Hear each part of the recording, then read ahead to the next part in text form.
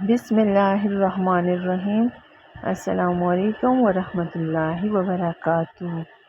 ایک روز صبح کے وقت قریش انتہائی گھبراہٹ کے عالم میں نیند سے بیدار ہوئے۔ مکہ کے گلی کوچوں میں یہ خبر عام پھیل چکی تھی کہ رات کی تاریکی میں چھپتے ہوئے حضرت محمد صلی اللہ علیہ وآلہ وسلم مکہ چھوڑ کر کہیں جا چکے ہیں۔ سرداران قریش نے پہلے تو اس کو سچ نہیں مانا۔ وہ نبی اکرم صلی اللہ علیہ وآلہ وسلم کو بنو ہاشم کے گھروں میں تلاش کرنے لگے اور آپ کے ساتھیوں کے گھروں میں تلاش کرتے ہوئے حضرت ابوبکر صدیق رضی اللہ تعالیٰ عنہ کے گھر پہنچے۔ دستک دی تو آپ کی بیٹی اسماء گھر سے باہر نکلی۔ ابو جہل نے کڑک کر پوچھا، لڑکی تیرا باپ کدھر ہے؟ حضرت اسماء نے کہا، میں نہیں جانتی کہ اب وہ کہاں ہیں۔ یہ سن کر ابو جہل نے ان کے منہ پر اتنے زور کا تھپڑ مارا کہ ان کے کان کی بالی ٹوٹ کر دور جا گری۔ جب سرداران قریش کو اس بات کا یقین ہو گیا کہ حضرت محمد صلی اللہ علیہ وآلہ وسلم مکہ کو چھوڑ گئے ہیں تو وہ بہت غضبناک ہو گئے۔ کھوجیوں کو اپنے ساتھ لیا اور اب کی تلاش میں نکل پڑے۔ جب تلاش کرتے کرتے وہ غار ثور پر پہنچے تو کھوجیوں نے کہا، خدا کی قسم آپ کے مطلوب شخص کا کھرا اس سے آگے نہیں جاتا۔ وہ اپنے اندازے میں غلط نہ تھے، حقیقت یہی تھی جس کا انہوں نے قریش کے سامنے اظہار کر دیا تھا۔ حضرت محمد صلی اللہ علیہ وآلہ وسلم اور آپ کے ساتھی حضرت ابوبکر صدیق رضی اللہ تعالیٰ عنہ اسی غار میں تھے۔ قریش غار کے منہ پر کھڑے تھے۔ حضرت ابوبکر صدیق رضی اللہ تعالیٰ عنہ بچشمِ خود غار کے باہر قوم کے قدموں کی حرکت دیکھی تو آنکھوں سے بے اختیار آنسو چھلک پڑے۔ رسول اکرم صلی اللہ علیہ وآلہ وسلم نے حضرت ابوبکر صدیق رضی اللہ تعالیٰ عنہ کی طرف محبت و شفقت بھری نگاہوں سے دیکھا تو صدیق اکبر رضی اللہ تعالیٰ عنہ نے تسلی دیتے ہوئے عرض کی، اللہ کی قسم میں اپنے لیے نہیں روتا، یا رسول اللہ صلی اللہ علیہ وآلہ وسلم مجھے خطرہ ہے کہ کہیں آپ کو کوئی نقصان نہ پہنچائے۔ رسول اللہ صلی اللہ علیہ وآلہ وسلم نے بڑے اطمینان سے جواب دیا، اے ابو بکر گھبرائیے نہیں، اللہ ہمارے ساتھ ہے۔ اللہ تعالیٰ نے صدیق اکبر رضی اللہ تعالیٰ عنہ کے دل پر تسکین نازل فرمائی۔ قوم کے قدموں کی طرف دیکھنے لگے، پھر عرض کی، یا رسول اللہ صلی اللہ علیہ وآلہ وسلم اگر ان میں سے کوئی بھی اپنے نقوش قدم کی طرف دیکھ لے تو وہ ہمیں بھی دیکھ لے گا۔ اس وقت ہم ان کی نظروں کی زد میں ہیں۔ رسول اکرم صلی اللہ علیہ وآلہ وسلم نے ارشاد فرمایا، اے ابو بکر ان دو اشخاص کے بارے میں آپ کی کیا رائے ہے جن کا تیسرا خدا ہو؟ اس وقت آپ دونوں نے یہ بات بھی سنی کہ ایک قریشی اپنی قوم سے کہہ رہا تھا، آؤ غار کے اندر جا کر دیکھتے ہیں۔ امیہ بن خلف نے اسے مذاق کرتے ہوئے کہا، ارے اندھے، تم یہ مکڑی کا جالا نہیں دیکھ رہے جو اس نے غار کے منہ پر بن رکھا ہے؟ اللہ کی قسم مجھے یہ جالے تو محمد صلی اللہ علیہ وآلہ وسلم کی پیدائش سے بھی پہلے کا لگتا ہے۔ البتہ ابو جہل نے کہا، لات و عزیٰ کی قسم مجھے تو یہ یوں لگتا ہے کہ وہ ہمارے بالکل کہیں قریب ہیں، لیکن اس نے ہماری آنکھوں پر جادو کر دیا ہے۔ قریش ہر صورت حضرت محمد صلی اللہ علیہ وآلہ وسلم کو قابو کرنا چاہتے تھے۔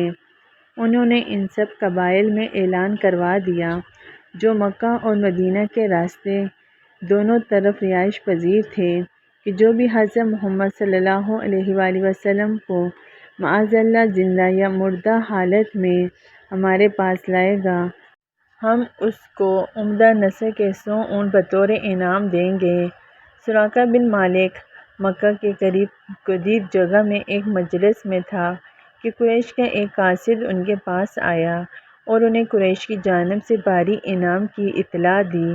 جب انعام میں 100 اونٹ ملنے کا سنا تو سراقہ کے منہ میں پانی آ گیا اور لالچ نے دل کو جکڑ لیا، لیکن اس نے اپنے اوپر بہت ضبط کیا، ایک بات بھی اپنے منہ سے نہ نکالی کہ کہیں بھاری بھرکم انعام کا سن کر دوسروں کے دل بھی للچانے نہ لگ جائیں۔ سراقہ ابھی مجلس سے اٹھنے والے تھے کہ ایک شخص نے آ کر اطلاع دی، باخدا ابھی ابھی میرے پاس سے 3 اشخاص گزرے ہیں، میرے خیال میں ان میں سے ایک محمد صلی اللہ علیہ وآلہ وسلم، دوسرا ابو بکر صدیق رضی اللہ تعالیٰ عنہ اور تیسرا ان کو راستہ دکھلانے والا ہے۔ سراقہ نے ان کی بات سن کر کہا، وہ تو فلاں قبیلے کے لوگ ہیں جو اپنی گم شدہ اونٹنی تلاش کر رہے ہیں۔ اس شخص نے کہا، شاید ایسے ہی ہو۔ سراقہ تھوڑی دیر مجلس میں رہا۔ اہل مجلس جب کسی دوسری بات میں مصروف ہو گئے تو چپکے سے وہاں سے کھسک گیا تاکہ اہل مجلس میں سے کسی کو پتہ نہ چلے۔ سیدھا اپنے گھر پہنچا، باندی سے رازدارانہ میں کہا کہ میری گھوڑی تیار کر کے لوگوں سے چھپاتے ہوئے مکہ سے باہر لے آئیں۔ اپنے غلام کو حکم دیا کہ وہ ہتھیار لے کر گھروں کے پیچھے اس طرح نکلے کہ کوئی اس کو دیکھ نہ لے اور ہتھیار گھوڑی کے پاس رکھ جائے۔ سراقہ نے اپنی درع پہنی، ہتھیار گلے میں لٹکائے، گھوڑی پر زین باندھی اور سوار ہو کر سرپٹ دوڑا دیا تاکہ وہ سب سے پہلے محمد صلی اللہ علیہ وآلہ وسلم کو پکڑنے میں کامیاب ہو سکے اور اس طرح وہ قریش کے انعام کا مستحق بن سکے۔ سراقہ بن مالک اپنی قوم کے چند ممتاز شاہ سواروں میں سے ایک تھا۔ دراز قد، گندے جسم، ماہر کھوجی اور راستے کی تکالیف پر صبر کرنے والا تھا، اور ان صفات کے ساتھ ساتھ وہ ایک عقل مند شاعر تھا، اور اس کی گھوڑی بھی بڑی اصیل تھی۔ سراقہ بڑی تیزی سے مسافہ طے کرتے ہوئے آگے بڑھنے لگے۔ ابھی تھوڑا ہی فاصلہ طے کیا تھا کہ یکدم گھوڑی لڑکھڑائی اور یہ آن واحد میں زمین پر گر پڑی۔ انہوں نے اسے اپنے لیے اچھا شگن نہ سمجھا اور کہنے لگے، ارے یہ کیا ہو گیا؟ ارے گھوڑی تیرا بیڑا غرق۔ گھوڑی تیزی سے اٹھی اور سٹ پٹ دوڑنے لگی۔ تھوڑی دیر بعد دوبارہ لڑکھڑائی۔ اس دفعہ انہوں نے اپنے لیے اور برا شگن تصور کیا۔ اس دفعہ لوٹ جانے کا بھی ارادہ کر لیا، لیکن 100 اونٹ کے لالچ نے واپس جانے کے ارادے سے روک دیا۔ جس جگہ گھوڑی لڑکھڑائی تھی وہاں سے حضرت محمد صلی اللہ علیہ وآلہ وسلم اور آپ کے ساتھی حضرت صدیق اکبر رضی اللہ تعالیٰ عنہ صاف دکھائی دے رہے تھے۔ انہیں نشانہ بنانے کے لیے کمان ہاتھ میں لی، تیر چلانے لگے تو ہاتھ شل ہو گیا۔ گھوڑی زمین میں دنسنے لگی اور وہاں سے زہریلا دھواں آسمان کی طرف بلند ہو گیا، جس سے اس کی اور گھوڑی کی آنکھیں بند ہونے لگیں۔ گھوڑی کو ایڑی لگائی تو زمین میں دنس گئی اور اس کے پاؤں زمین میں اس طرح پیوست ہوئے جیسا ان میں کیل ٹھونک دیے گئے۔ اس نے رسول اللہ صلی اللہ علیہ وآلہ وسلم اور صدیق اکبر رضی اللہ تعالیٰ عنہ کی طرف دیکھا اور گریہ و زاری کرتے ہوئے عرض کی کہ آپ دونوں اپنے رب سے میرے لیے دعا کریں کہ میری گھوڑی کو نجات دے دے اور اس کی ٹانگوں کو زمین کی گرفت سے آزاد کر دے۔ میں آپ دونوں سے وعدہ کرتا ہوں کہ میں آپ کا پیچھا چھوڑ دوں گا۔ رسول اللہ صلی اللہ علیہ وآلہ وسلم نے اس کے لیے دعا کی۔ اللہ تبارک و تعالیٰ نے اس کی ٹانگوں کو زمین کی گرفت سے آزاد کر دیا۔ آزادی ملنے کے تھوڑے ہی دیر بعد پھر دل میں لالچ پیدا ہوا اور رسول اللہ صلی اللہ علیہ وآلہ وسلم کے تعاقب میں گھوڑی کو ایڑی لگا دی۔ اس دفعہ گھوڑی پہلے سے بھی زیادہ زمین میں دنس گئی۔ سراقہ نے فریادی بن کر عرض کی، میرا زاد راہ، ساز و سامان اور ہتھیار لے لو۔ میں اللہ تعالیٰ کو گواہ بنا کر آپ دونوں سے عہد کرتا ہوں کہ راستے میں آپ کے تعاقب میں جو بھی آ رہا ہوگا میں اسے واپس لوٹا دوں گا۔ دونوں نے ارشاد فرمایا، ہمیں تیرے زاد راہ اور ساز و سامان کی کوئی ضرورت نہیں، ہاں البتہ لوگوں کو واپس لوٹائیں۔ پھر رسول اللہ صلی اللہ علیہ وآلہ وسلم نے اس کے لیے دعا کی تو اس کی گھوڑی آزاد ہو گئی۔ جب سراقہ لوٹنے لگا تو دور سے آواز دی اور عرض کیا، اجازت ہو تو میں آپ سے بات کرنا چاہتا ہوں۔ اللہ کی قسم کوئی ایسی حرکت نہیں کروں گا جو آپ کو ناپسند ہو۔ عرض کی، یا محمد صلی اللہ علیہ وآلہ وسلم، اللہ کی قسم آپ کا دین غالب آ کر رہے گا۔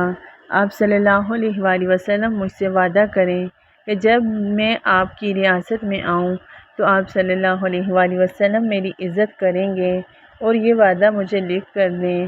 رسول اللہ صلی اللہ علیہ وآلہ وسلم نے حضرت ابو بکر صدیق رضی اللہ تعالیٰ عنہ کو حکم دیا تو انہوں نے ایک ہڈی پر یہ عہد لکھ کر اس کے حوالے کر دیا۔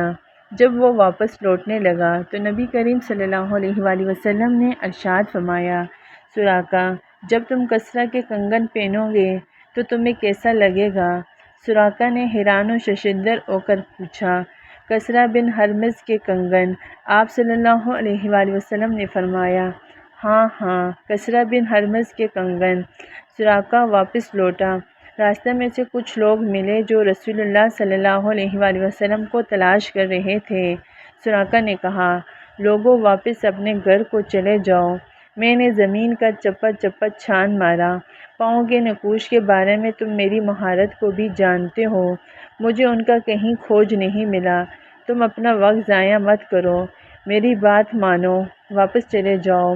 رسول اللہ صلی اللہ علیہ وآلہ وسلم اور صدیق اکبر رضی اللہ تعالیٰ عنہ کے ساتھ ہونے والی گفتگو اور اپنے ساتھ پیش آنے والے واقعوں کو دل میں چھپائے رکھا، یہاں تک کہ اس کو یقین ہو گیا کہ اب دونوں مدینے پہنچ چکے ہوں گے اور قریشی دشمنوں کی رسائی سے باہر ہیں، تو سراقہ نے یہ راز فاش کر دیا۔ جب ابو جہل کو نبی اکرم صلی اللہ علیہ وآلہ وسلم کے ساتھ ملاقات اور عہد و پیمان کا پتہ چلا تو اسے بزدلی، ذلت، کمینگی اور سنہری موقع ضائع کرنے کا طعنہ دیا۔ سراقہ نے ابو جہل کی ملامت کا جواب اشعار میں دیا، جن کا مفہوم یہ ہے، ابو جہل، اللہ کی قسم جب میری گھوڑی کی ٹانگیں زمین میں دنسی تھی تو اگر اس حالت کو تو دیکھ لیتے تو تمہیں یقین ہو جاتا اور اس میں کوئی شک نہ رہتا کہ محمد صلی اللہ علیہ وآلہ وسلم سچے رسول ہیں، بھلا ان کا کون مقابلہ کر سکتا ہے۔ حالات نے پلٹا کھایا اور گردش ایام نے یہ موقع فراہم بھی کر دیا۔ وہ محمد صلی اللہ علیہ وآلہ وسلم جو رات کی تاریکی میں اپنے دشمنوں سے چھپتے ہوئے نہایت قسم پرسی کے عالم میں مکہ سے نکلے تھے، آج شاہانہ انداز کے ساتھ ہزاروں سفید تلواروں اور گندمی نیزوں کے جلووں میں سردار اور فاتح کی حیثیت میں مکہ میں داخل ہوئے۔ وہ سرداران قریش جنہوں نے تکبر و نخوت کے ساتھ عرب میں تہلکہ مچا رکھا تھا، آج رسول اللہ صلی اللہ علیہ وآلہ وسلم کی خدمت میں نہایت عاجزی و انکساری کے ساتھ جان بخشی کی بھیک مانگتے ہوئے عرض پرداز تھے، حضور آپ کے اخلاق حسنہ کے پیش نظر امید ہے کہ آج آپ ہم سے اچھا برتاؤ کریں گے۔ نبی اکرم صلی اللہ علیہ وآلہ وسلم نے انبیاء علیہ السلام کی سی فیاضی برتتے ہوئے ارشاد فرماتے ہیں، جاؤ تم آزاد ہو۔ سراقہ بن مالک نے اپنی سواری تیار کی اور رسول اکرم صلی اللہ علیہ وآلہ وسلم کی خدمت اقدس میں حاضر ہوا تاکہ آپ کے سامنے مسلمان ہونے کا اعلان کرے اور 10 سال پہلے جو تحریری پروانہ اس کے پاس موجود تھا وہ پیش کر کے امان حاصل کرے۔ سراقہ کہتے ہیں، میں نبی کریم صلی اللہ علیہ وآلہ وسلم کی خدمت میں حاضر ہوا۔ آپ اس وقت جہرانہ میں ایک انصاری لشکر کے جرمٹ میں تشریف فرما تھے۔ مجھے دیکھ کر انصاری اپنے نیزوں سے کچوکے لگانے لگے اور کہنے لگے، دور ہٹ جاؤ، تم یہاں کیا لینے آئے ہو؟ میں صفوں کو چیرتا ہوا رسول اقدس صلی اللہ علیہ وآلہ وسلم کے پاس پہنچنے میں کامیاب ہو گیا۔ آپ صلی اللہ علیہ وآلہ وسلم اپنی اونٹنی پر سوار تھے۔ میں نے تحریری پروانہ دکھاتے ہوئے عرض کی، یا رسول اللہ صلی اللہ علیہ وآلہ وسلم، میں سراقہ بن مالک ہوں، یہ آپ کا میرے ساتھ تحریری معاہدہ ہے۔ رسول اللہ صلی اللہ علیہ وآلہ وسلم نے ارشاد فرمایا، سراقہ میرے پاس آ جاؤ، آج عہد و پیمان کے ایفاء کا دن ہے۔ میں آگے بڑھا اور آپ کے سامنے مسلمان ہونے کا اعلان کر دیا۔ اور آپ کے حسن اخلاق اور ایفائے عہد سے شاد کام ہوا۔ سراقہ بن مالک رضی اللہ تعالیٰ عنہ کی رسول اللہ صلی اللہ علیہ وآلہ وسلم سے ملاقات کو ابھی چند ماہ ہی گزرے تھے کہ اللہ تبارک و تعالیٰ نے نبی اکرم صلی اللہ علیہ وآلہ وسلم کو اپنی جوار رحمت میں بلا لیا۔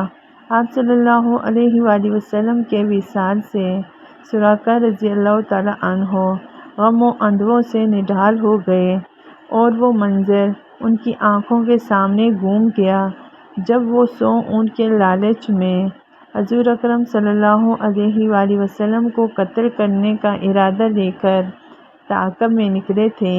آج دنیا بھر کی عمدہ اونٹنیاں رسول اللہ صلی اللہ علیہ وآلہ وسلم کے ناہن کے ایک ذرے برابر بھی حیثیت نہیں رکھتی، اور اپنے بارے میں رسول اللہ صلی اللہ علیہ وآلہ وسلم کا یہ جملہ بار بار دہرانے لگے: سراقہ، جب تم شاہ ایران کے کنگن پہنو گے تو تمہیں کیسا لگے گا؟ اب انہیں یقین ہو گیا تھا کہ شاہ ایران کے کنگن یہ ضرور پہنیں گے۔ وقت تیزی کے ساتھ گزرتا گیا، یہاں تک کہ حضرت عمر فاروق رضی اللہ تعالیٰ عنہ کی خلافت کا دور آیا۔ مسلمان ان کے دور حکومت میں ایران کی طرف تیز ہوا کے جھونکے کی طرح لپکے، قلعوں کو فتح کرتے، لشکروں کو شکست فاش دیتے، شاہی تختوں کو پامال کرتے اور مال غنیمت سمیٹتے ہوئے مسلسل آگے بڑھتے چلے گئے، یہاں تک کہ پورا ایران فتح کر لیا۔ ایک روز سپہ سالار لشکر حضرت سعد بن ابی وقاص رضی اللہ تعالیٰ عنہ کے قاصد ایران پر فتح کی خوشخبری لے کر حضرت فاروق اعظم رضی اللہ تعالیٰ عنہ کی خدمت میں حاضر ہوئے۔ ان کے ساتھ بیت المال کے لیے غنیمت کا 5واں حصہ بھی تھا، جو ایران کے مجاہدین اسلام کے ہاتھ لگا تھا۔ جب مال غنیمت حضرت عمر فاروق رضی اللہ تعالیٰ عنہ کے سامنے رکھا گیا، آپ یہ دیکھ کر حیران رہ گئے کہ اس میں شاہ ایران کا وہ تاج بھی موجود تھا جس میں قیمتی موتی جڑے ہوئے تھے، شاہ ایران کا وہ لباس بھی موجود تھا جو سونے کی تاروں سے بنا ہوا تھا، اور وہ قیمتی پیٹی بھی تھی جس پر لال و جواہر جڑے ہوئے تھے، اور سونے کے 2 کنگن بھی مال غنیمت میں موجود تھے۔ اس جیسے خوبصورت دیدہ زیب کنگن پہلے کبھی نہیں دیکھے تھے۔ اس کے علاوہ بے شمار نفیس دیدہ زیب اشیاء مال غنیمت میں موجود تھیں۔ حضرت عمر فاروق رضی اللہ تعالیٰ عنہ اس بیش بہا خزانے کو اپنی چھڑی سے الٹ پلٹ کر دیکھ رہے تھے، پھر اپنے حاضرین کی طرف دیکھتے ہوئے کہا: جو لوگ یہ مال غنیمت لے کر آئے ہیں، بلا شبہ سب کے سب امین ہیں۔ حضرت علی رضی اللہ تعالیٰ عنہ بھی وہاں موجود تھے۔ کہنے لگے: امیر المومنین، آپ پاک دامن رہے تو آپ کی رعیت بھی پاک دامن رہی۔ اگر آپ مال غنیمت کھاتے تو آج یہ ہڑپ کر جاتے۔ اس موقع پر فاروق اعظم رضی اللہ تعالیٰ عنہ نے سراقہ بن مالک کو اپنے پاس بلایا، شاہ ایران کا لباس انہیں پہنایا، کمر پر پیٹی باندھی، سر پر تاج رکھا اور ہاتھوں میں کنگن پہنائے۔ یہ منظر دیکھ کر مسلمانوں نے نعرہ تکبیر بلند کیا۔ حضرت عمر فاروق رضی اللہ تعالیٰ عنہ نے سراقہ بن مالک رضی اللہ تعالیٰ عنہ کی طرف دیکھ کر خوشی سے جھومتے ہوئے فرمایا: واہ واہ! ارے بنو مدلج کا ایک بدوی، اس کے سر پر شاہ ایران کا تاج اور ہاتھوں میں کنگن، اس شان خسروانہ کے کیا کہنے۔ پھر آسمان کی طرف سر اٹھایا اور یوں گویا ہوئے: الہی، تو نے یہ مال و دولت اپنے رسول مقبول صلی اللہ علیہ وآلہ وسلم کو نہ دیا، اور وہ تجھے مجھ سے زیادہ محبوب اور عزیز تھے۔ الہی، تو نے یہ مال و دولت صدیق اکبر رضی اللہ تعالیٰ عنہ کو نہ دیا، حالانکہ وہ تجھے مجھ سے زیادہ محبوب اور عزیز تھے۔ پھر یہ سب کچھ مجھے عطا کر دیا۔ میں تیری بارگاہ میں پناہ مانگتا ہوں کہ کہیں یہ مال تو نے مجھے سزا کے لیے عطا نہ کیا ہو۔ پھر اسی وقت یہ مال مسلمانوں میں تقسیم کر دیا۔